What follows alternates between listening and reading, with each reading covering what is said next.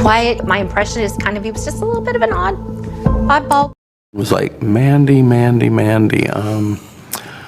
Oh yeah, she was the girl that they found in the river.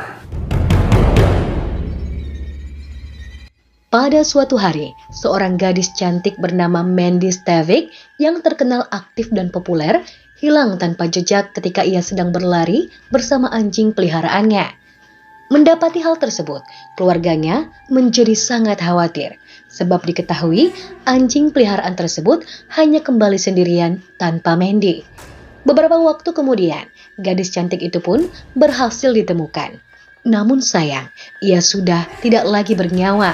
Diduga Mandy telah dihabisi oleh seseorang. Polisi wilayah setempat diketahui tidak berhasil memecahkan misteri pembunuhan ini. Sampai pada akhirnya setelah 30 tahun kemudian, kasus dingin ini pun berhasil terpecahkan berkat petunjuk yang didapatkan dari sebuah gelas plastik. Lalu, siapakah sebenarnya sang pelaku dan apa motifnya? Simak di cerita selengkapnya.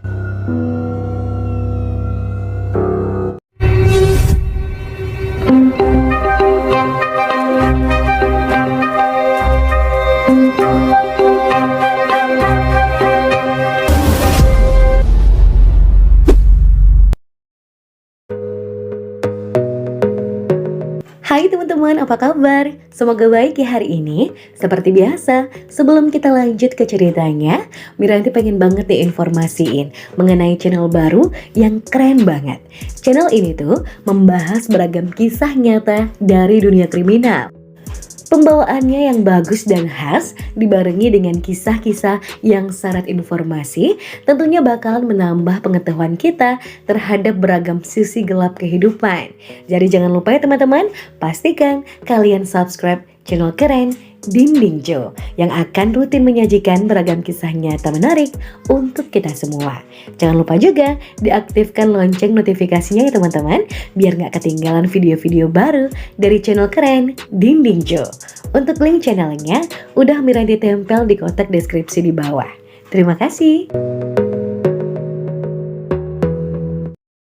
Ini adalah sebuah kisah nyata yang berawal pada tahun 1989 yang terjadi di Amerika Serikat. Selamat menyaksikan.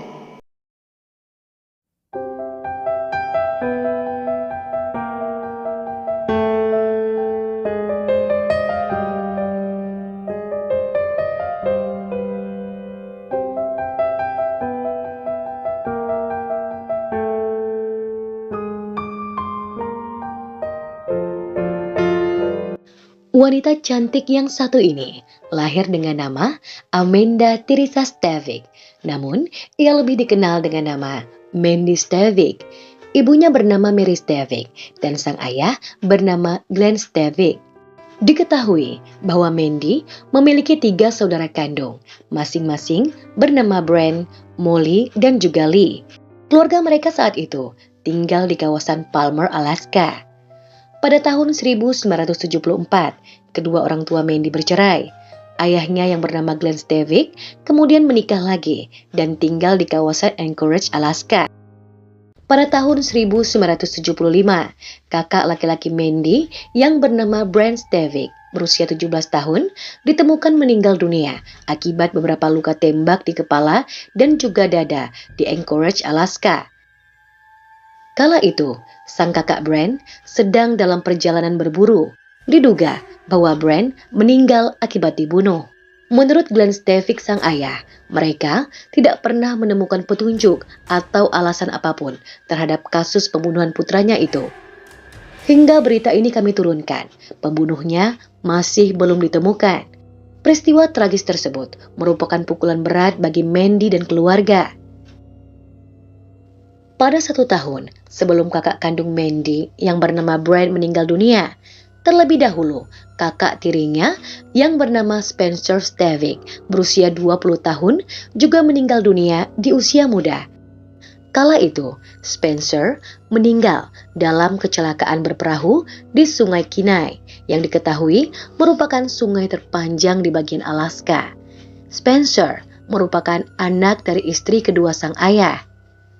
Setelah kedua orang tua kandung Mandy bercerai, Mary sang ibu membawa Mandy yang kala itu duduk di bangku kelas 1 SMP serta kedua saudara kandungnya untuk pindah ke rumah baru mereka yang terletak di kota kecil bernama Acme.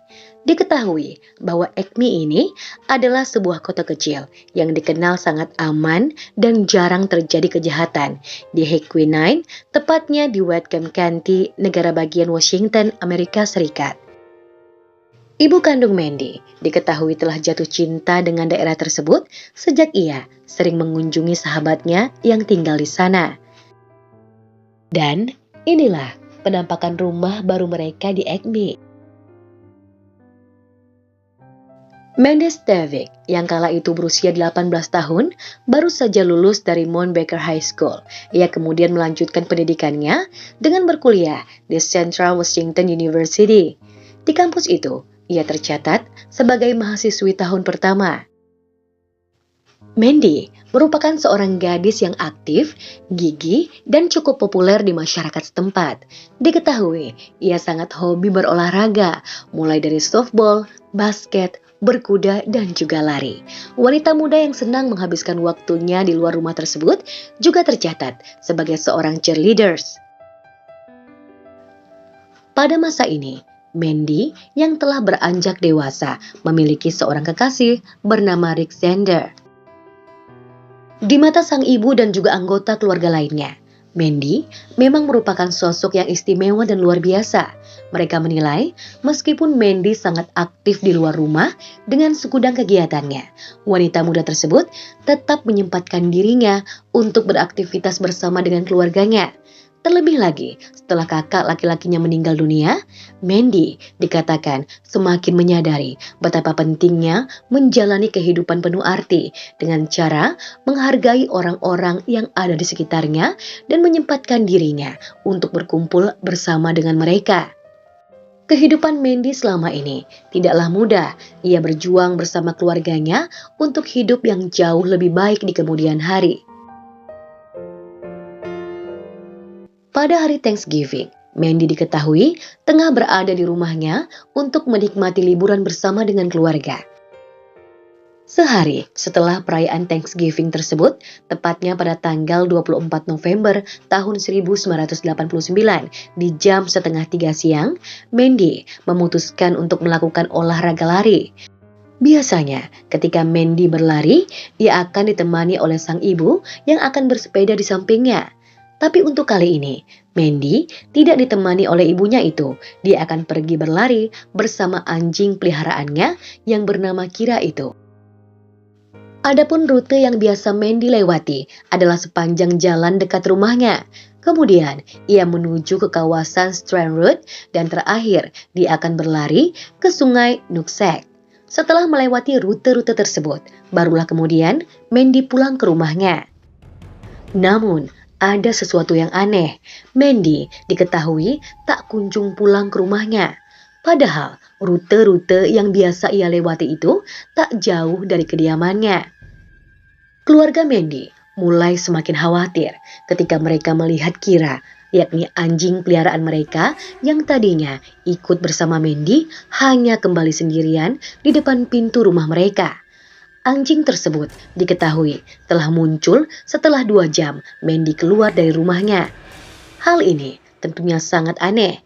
Harusnya Mandy diprediksi telah tiba di rumah itu bersama-sama dengan Kira. Semua cemas dengan kabar Mandy. Mereka takut hal buruk terjadi padanya. Kala itu, orang pertama yang ibu Mandy hubungi adalah Rick Zander. Setelah itu, barulah Mary menghubungi teman-teman Mandy lainnya dan semua orang-orang yang ia ingat kala itu. Namun sayang, tak satu pun dari mereka semua yang tahu keberadaan Mandy Stavik. Menerima kenyataan itu, sang ibu pun bergegas menelpon polisi dan meminta bantuan kepada semua orang yang ia kenali dan sejumlah penduduk setempat untuk mencari keberadaan sang putri. Kala itu, tak lupa Mary menginformasikan kepada mereka mengenai pakaian yang putrinya kenakan. Ketika berlari, diketahui bahwa Mandy mengenakan sweater berwarna terang, celana olahraga hijau, sepatu lari berwarna biru muda dengan garis ungu, dan juga sedang mendengarkan Walkman. Keluarga berharap Mandy segera ditemukan dalam kondisi hidup. Saudara perempuan Mandy yang bernama Molly mengatakan bahwa mereka sempat berpikir bahwa mungkin saja Mandy terluka sehingga ia tidak bisa pulang ke rumahnya. Kini yang bisa mereka lakukan hanyalah berdoa dan terus mencari jejak keberadaan Mandy. Pihak kepolisian yang menerima laporan dari keluarga Mandy awalnya menginterogasi kekasih Mandy yang bernama Rick Zender tersebut. Pasangan muda itu telah berpacaran sekitar 3 tahun sejak dari SMA dan juga sering menghabiskan waktu bersama. Kepada polisi, Rick menjelaskan bahwa ia tidak tahu keberadaan Mandy. Polisi menilai bahwa selama memberikan penjelasan, Rick sangat kooperatif dan cukup terbuka, sehingga akhirnya pria muda tersebut dibebaskan. Sementara itu, pencarian besar-besaran terhadap Mandy Stavik terus berlanjut. Polisi kemudian mendapatkan informasi dari seorang pengantar barang bernama David Cracker. Ia mengatakan bahwa telah melihat Mandy berlari melewati mobil van-nya di kawasan Stan Road. David melanjutkan bahwa ia melihat Mandy kemudian berlari ke arah rumahnya. David juga menginformasikan bahwa dia melihat sebuah truk yang di dalamnya terdapat 2 orang berusia 30 tahunan. Selain itu, polisi juga mendapatkan informasi lainnya tentang adanya pria lain yang terlihat di dekat lokasi hilangnya Mandy. Dengan bantuan informasi tersebut, polisi kemudian mencoba membuat sketsa wajah pelaku dan kemudian menyebarkannya. Kemudian, saudara laki-laki Mandy yang bernama Lee juga mengatakan kepada polisi bahwa ia yang kala itu sedang berada di rumah temannya yang berlokasi di kawasan Stan Road sempat melihat Mandy tengah berlari melewatinya menuju ke arah rumah itu. 2 hari setelah Mandy menghilang, tim SAR yang kala itu sedang memeriksa jalan menemukan celana olahraga hijau. Mendapati hal tersebut, ibu Mandy yang bernama Mary dibawa ke lokasi di mana celana hijau itu awalnya ditemukan. Tim SAR kemudian memperlihatkan celana itu kepada Mary. Ibu Mandy mengatakan bahwa ia sebenarnya tidak ingat persis apa yang putrinya kenakan ketika lari hari itu. Tapi bisa saja itu adalah milik Mandy. Namun di sisi yang lain, ia agak ragu sebab celana itu sangat kotor dan juga berlubang. Menurut Mary, anaknya tak mungkin memakai celana dengan kondisi demikian. Setelah penemuan tersebut, celana olahraga hijau itu kemudian dikirim ke laboratorium untuk dianalisis. Namun nyatanya, hasil pemeriksaan menunjukkan bahwa celana tersebut tidak pernah terhubung dengan Mandy Stavik. Pada hari ketiga pencarian, tim pencari menemukan jasad manusia. Setelah diperhatikan, ternyata jasad tersebut adalah Mandy Stavik. Wanita malang tersebut telah ditemukan di sungai Nooksack yang berjarak hampir 6 mil dari kediamannya.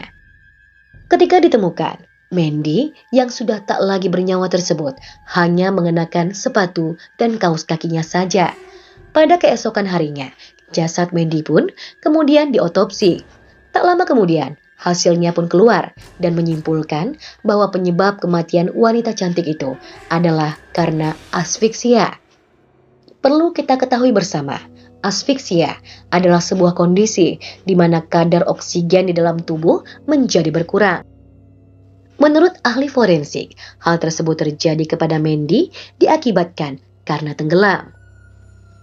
Mengetahui hal tersebut, mantan sersan di kantor Sheriff Whatcom County bernama Ron Peterson mengatakan bahwa ia melihat tidak adanya tanda-tanda perkelahian di lokasi penemuan jasad Mandy. Dikatakan juga bahwa air di mana tempat tubuhnya ditemukan cukup dangkal, yakni hanya selutut saja. Hal ini tentunya membuat para penyidik menjadi heran dan bertanya-tanya. Karena menurut informasi yang mereka dapatkan dari keluarga, bagaimana mungkin seorang Mandy Stavik yang merupakan perenang handal bisa tenggelam dalam kondisi air yang demikian?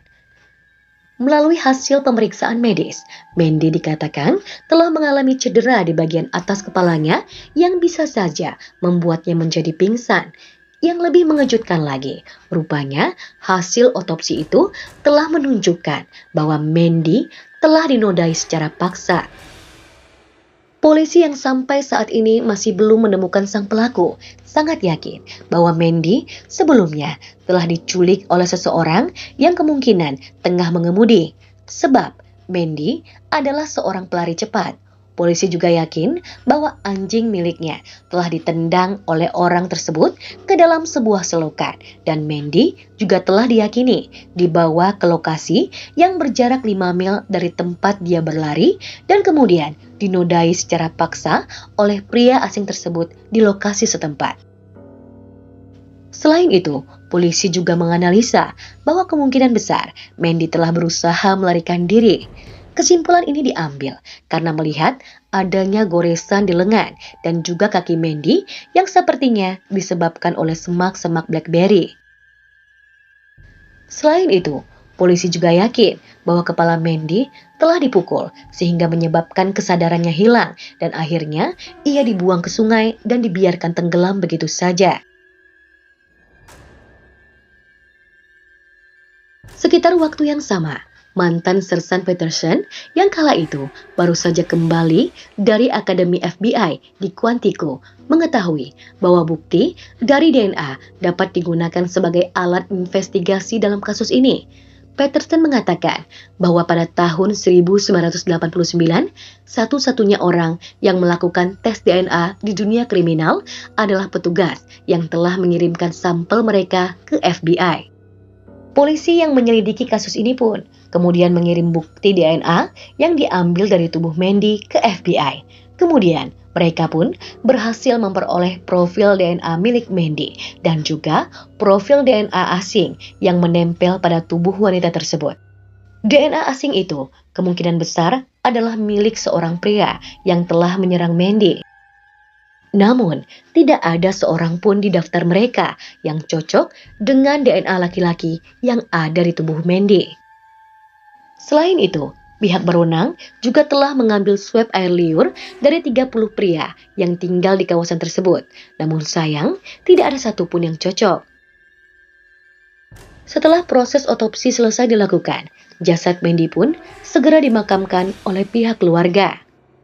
Penyelidikan terhadap kasus pembunuhan Mandy Stavik tentunya belum berhenti sampai di situ saja. Pihak berwenang masih terus berjuang untuk mendapatkan sang pelaku. Kali ini, mereka mencoba mengikuti setiap petunjuk yang mereka dapatkan, termasuk salah satunya adalah berunding dengan polisi yang sedang bertugas untuk menangani kasus pembunuhan berantai yang pada masa itu telah terjadi di Grand River yang juga belum terpecahkan di kawasan Seattle tersebut. Pihak kepolisian telah menduga bahwa mungkin saja sang pelaku adalah orang yang sama. Ya, dengan kata lain, Mandy bisa jadi telah dihabisi oleh seorang pembunuh berantai yang masih berkeliaran di negara tersebut. Beberapa waktu kemudian, detektif yang ditugaskan dari wilayah Whatcom County akhirnya diberitahu bahwa profil DNA pria yang menempel pada tubuh Mandy tersebut tidak sesuai dengan profil pelaku pembunuhan berantai yang terjadi di Green River. Hal ini telah menyimpulkan bahwa pelaku yang menghilangkan nyawa Mandy adalah orang yang berbeda. Pada 20 tahun kemudian, tepatnya di tahun 2009, seorang detektif bernama Kevin Bowie ditugaskan oleh Sheriff Bill Elfo untuk kembali menyelidiki kasus dingin Mandy Stavik. Kevin Bowie adalah detektif ketiga di kantor sheriff yang memimpin dalam upaya menemukan pembunuh Mandy. Saat itu, detektif Kevin memiliki ide untuk melakukan pembersihan DNA sistematis dari sebanyak-banyaknya pria yang telah ditemukan tinggal di daerah Acme, yakni di kawasan tempat tinggal Mandy di tahun 1989. Detektif Kevin mengatakan bahwa hal ini dilakukan untuk mendapatkan informasi tentang siapa sajakah mereka, tinggalnya di mana, dan mencari tahu umur mereka di tahun 1989 yang lalu. Setelah itu, detektif Kevin dan timnya akan membuat daftar tentang siapa saja orang-orang yang akan dimintai sampel DNA-nya. Para detektif juga akan berusaha bertanya kepada orang yang tepat dengan harapan juga bisa mendapatkan sampel DNA yang sesuai. 4 tahun kemudian, tepatnya pada tahun 2013, setelah menganalisis beberapa sampel DNA warga yang ternyata tidak memberikan kecocokan, Sheriff Elfo mengatakan bahwa seorang pria bernama Timothy Bass telah menjadi fokus perhatian penyidik. Dikatakan bahwa Timothy Bass atau yang lebih akrab disapa Tim Bass ini tinggal di jalan yang sama dengan keluarga Mandy Stavik pada tahun 1989. Pria yang diketahui merupakan tetangga Mandy tersebut sama sekali belum pernah diperiksa oleh kepolisian sejak Mandy menghilang. Sheriff Elfo mengatakan bahwa Mandy sering berlari melewati rumah Tim Bass hampir setiap harinya. Keluarga Mandy dan juga keluarga Tim Bass diketahui juga saling mengenal satu sama lainnya. Tim Bass sendiri pernah bersekolah di Mount Baker High School, sama halnya dengan Mandy Stavik. Selain itu, adik laki-laki Tim yang bernama Tom Bass juga berteman dengan Mandy. Menurut keterangan dari seorang teman Mandy yang lain bernama Annie Sirgay, Tim Bass adalah sosok pendiam dan sering menyendiri. Menurutnya, hal tersebut adalah sesuatu yang aneh. He's a loner. He's a loner. He was quiet. My impression is he was just a little bit of an oddball. Sheriff Elfo kembali mengatakan bahwa Tim Bass akhirnya pindah dari daerah tempat tinggalnya tersebut tidak lama setelah pembunuhan terhadap Mandy Stavik terjadi. Pada bulan Januari di tahun 1990, Tim menikah dengan seorang wanita bernama Gina Malone dan pindah ke kawasan Everson yang berjarak sekitar 19 mil di sebelah utara kawasan Acme. Pasangan itu kemudian dikaruniai 3 orang anak. Pada masa itu, Tim Bass mulai bekerja sebagai sopir pengiriman lokal untuk sebuah toko roti bernama Franz Bakery Outlet. Ketika polisi pergi ke rumah Tim Bass dan menanyakan tentang Mandy Stavik, Tim mengatakan bahwa ia tidak mengingat nama Mandy Stavik sama sekali. Menurut polisi, itu jelas merupakan bendera merah bagi mereka. Sebab hal itu telah menunjukkan bahwa Tim Bass jelas-jelas telah berbohong. Menurut detektif Kevin, hampir semua orang tahu tentang kasus pembunuhan Mandy Stavik ini, dan wanita tersebut hampir setiap harinya berlari melewati rumahnya. Jadi, bagaimana mungkin Tim Bass tidak mengingat nama Mandy Stavik yang juga merupakan tetangganya tersebut? Ketika polisi meminta sampel DNA dari Tim Bass, pria itu tidak bersikap kooperatif. Ia mengatakan bahwa tidak akan memberikan sampel DNA-nya kepada polisi, sebab ia tidak percaya kepada pihak berwenang. Semenjak saat itu, Tim Bass langsung melesat ke puncak daftar tersangka. Very non-threatening in your approach. Correct. Not at first. So he just looked up and was like, Mandy. Oh yeah, she was the girl that they found in the river. It was kind of like, okay, I think we're being played here. Who could forget Mandy Stavik?